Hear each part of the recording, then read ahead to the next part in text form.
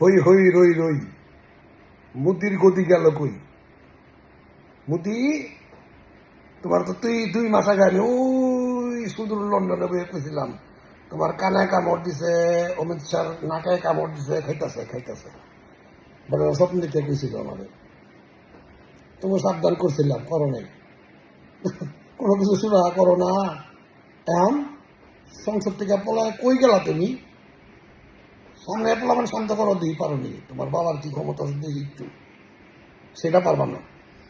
এই আর এক শতান আছে ওই যে পশ্চিমবঙ্গ, ওই কয় বলে বাংলাদেশে না খেয়ে সব মরে যাবো ওরা না পাঠাইলে, খাবার দাবার না পাঠাইলে। হ্যাঁ, অমি কি জানি ওর নাম, ওই যে মুখ্যমন্ত্রী শুভেন্দু শুভেন্দু হারামজাদায় অরণি অনেক দুই দিন ধরে পোলা মানে খুঁজতেছে, আবার অরণি পেয়ে জায়গা কইতে পারি না অনেক তো।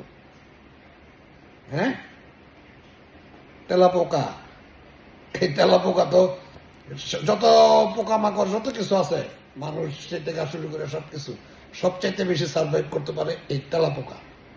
তেলাপোকা এত মামা তোমাকে ধরছে এবার।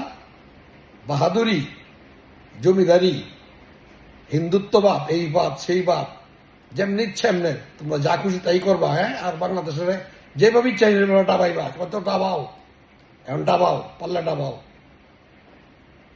এটা উলি আল্লাহর দেশ নিয়া এত শয়তানি বাংলাদেশের লোকে চলে না। দেহ আল্লাহ তোমাকে উপরে ধরতে হবে।